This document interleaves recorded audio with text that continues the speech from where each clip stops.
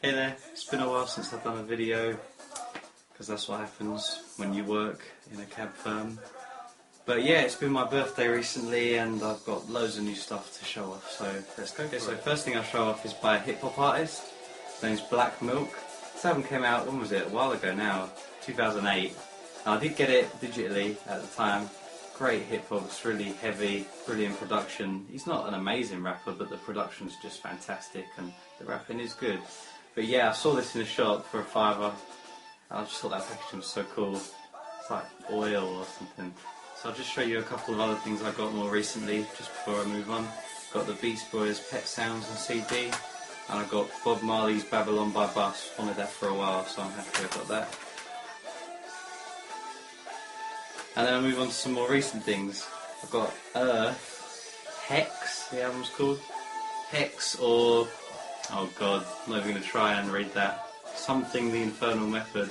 Anyway, it's when they sort of reinvented themselves. I've known their proper droney phase for a while now, but I thought I'd start investigating this later phase, and this is the first one of it, so look forward to hearing that. I haven't listened yet. So yeah, on my birthday, I went into London and I met Stephen Wilson from Porcupine Tree, and yeah, obviously I got his new album and got it signed by the man himself, so really happy with that. And I've listened to the album a few times now, and it's fantastic. I'm absolutely loving it. Wonderful cover art, and as always, beautifully packaged. You know, I could just show anything, it just looks fantastic. Lyrics, and some real surprises like Steve Hackett from Genesis appearing on Remains of the Black Dog, and just overall the jazz influence. Sounds like Bitches Brew on some of those songs. Loving it. And also some more new stuff, unusual for me I know, but yeah, I got the new Mastodon album, got that deluxe edition. I'm absolutely loving that. Yeah, it's fantastic stuff. Did you see I got Blade Runner in there? It's not very good organisation, is it? God. But yeah, it's not getting great reviews across the board, and I can see why. It's really brash and not as thoughtful as some of their other stuff, to say the least, but it's really good. I'm really enjoying it. It's good fun to listen to. Other things I just picked up. Got Smile, so it's relevant with the Beach Boys one. But it's when Brian Wilson recorded it as a solo artist much later on, finally finished the long lost album, supposedly. But I heard they're re-releasing the original Smile sessions lately, so maybe I'll end up getting that as well, but I only just got around to buying this one. And some other things I got for my birthday I'm really happy with. Finally got the Trilogy edition of Blade Runner soundtrack. It's got 3 discs. First is the original soundtrack, much criticised original soundtrack that I love just as an album in its own right, regardless of the film. And the second disc is unreleased stuff that was in the film that wasn't on the original soundtrack. And then bizarrely, the third disc is all new stuff by Vangelis, which I haven't listened to yet, but we'll see how that is. The next thing I got was Robert Johnson. It's the complete... what's it called? Complete Recordings, which is the collection that's been out since 1990, everything he ever recorded. But this is the brand new edition, where they've remastered it again, and they've separated the alternative takes from the, I don't know, primary takes, if you want to call it that, which I'm much happier with, rather than it just being two of the same song, one after the other. So yeah, I'm really happy with this. I was listening to it just this morning. It's fantastic. You already know, I'm sure. I think that got recommended to me by Music Worth Buying. I've recommended that channel before. It's brilliant. Another thing they talked about was this, the new Pink Floyd Experience edition of Dark Side of the Moon. There's been a few editions of this released lately. This is the middle one.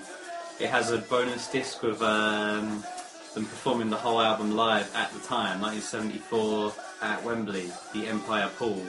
And I listened to it and loved it. It was a nostalgia trip. I had a great time listening to that, but I haven't got around to listening to the actual album yet. But Music Worth Buying seemed to be saying that the remastering wasn't particularly noticeable, but you know, I'll listen myself and see what I think. I haven't listened yet, we'll see. But I should say, the packaging is just wonderful. Let me get that out. Look at that. It's been completely redesigned by Storm Ferguson, I think, just to look perfect in its CD format. And you got the original Heartbeat artwork there. Loving it, and it's got a booklet with the 2 discs in these flaps. The booklet is in here. And that's like the 20th anniversary artwork, I think, with the prism like that. I'll probably pick up the experience editions of Wish You Were Here and The Wall as well. I love Pink Floyd, but I can't be buying those immersion box sets. It's just ridiculous amounts of money. But I'm sure they're wonderful. But like I learned from Music Worth Buying that it's just not really worth picking up the Discovery versions because it's just the original album. There's no extra material. But this is great. I love it. And another thing I watched Music Worth Buying talked about is the Queen's first album. Just get that in the light. Yeah, I love Queen's first album. It's possibly my favourite of theirs. It's not always picked out as a great one, but yeah, they've remastered the entire catalogue, and so this is the first one I wanted to get because it's the first album and it's possibly my favourite. But yeah, Music Worth Buying said the remastering isn't anything special, and there's no extra material or anything, which is a bit appalling to be honest. But I love the album. I didn't actually own it before now, so it was worth it for a guy like me that didn't own it now. But maybe if you already have the Queen albums, it's not worth picking these up. I've got one more newly released album. It's Death in Vegas, their brand new album. I've been a fan of theirs for years, me and my friends have been. And this is their first album in 6 years, I think, so madly anticipating this. And it's actually a deluxe edition with 2 discs. It's got very psychedelic artwork, which I was quite surprised considering they're kind of cold electronic. Disc's not in there at the moment, the second disc is. But yeah, the cover art, the music lives up to the cover art because it is psychedelic, and the lead guy Richard Fearless is doing the lead vocals now, sounding like a tripped out Jarvis Cocker, and it's just, I'm loving it. It's fantastic. I can't wait to hear it again, and we're going to see them live in December, so looking forward. And then the last CD I've got to show you is what we're listening to right now, which is the latest in the run of King Crimson remasters by Steven Wilson. And it includes a CD and a DVD with bonus audio content and new video content. And yeah, this is the latest one, Starless and Bible Black. I've been getting all of them. Discipline is meant to be coming out at the same time, but it's still on its way, I suppose. It's not always picked out as like one of the absolute classic King Crimson albums, I guess because it's kind of inaccessible with all its improvisation, but I love it. Like the songs themselves, Break Deceiver, Lament, are wonderful songs, and improvisations like we're hearing at the moment will let you know they're cool as anything, even if they aren't catchy per se, but fantastic. Love the sound, and Steven Wilson's done a fantastic job. If you don't have any King Crimson albums yet, it's definitely worth getting these newly remastered ones because they sound amazing. Okay then, so just as you thought I wasn't collecting any more vinyl, it's been a while since I showed much new vinyl. I did go to the record store over the weekend, so I have got some new records to show you. And the first thing is something I'm very happy with. Anyone knows me knows what a massive Genesis fan I am, and this is Peter Gabriel's first live album, Plays Live. But wonderful cover art, I think that's fantastic. And as you can see, it's a double album. I think it's a complete concert. It may as well be, it's as long as anything. And yeah, it's like each record's got its own sleeve. Look at that, with wonderful performance pictures. Just show you the other one. There you go. Wonderful stuff, brilliant album. Next thing I got is Rolling Stones Rolled Gold. It's one of their best ofs, one of their many best ofs, but it's meant to be quite a good one, quite a good best of. It's meant to be a good one, it's meant to be a really good one, but I'm not a Rolling Stones fan, to be honest. I've got a few of their albums, but they've never really clicked for me, but hopefully this will help me understand what's so good about them. We'll see. These next two are the same record, but they were given to me by my uncle. He was a massive fan of IQs back when they were brand new, and I'm a fan of theirs now, as I am of any good progressive rock. But these are like, I don't even know yet, I need to look it up, but they look like they're like original run copies. They're both hand numbered.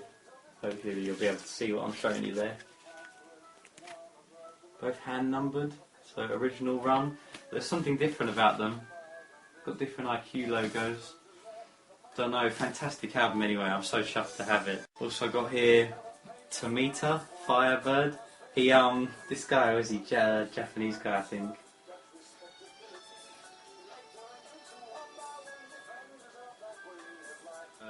He actually re-recorded the entire Firebird suite by Stravinsky using nothing but synths at the time. This came out sometime in the 70s, I can't remember what year.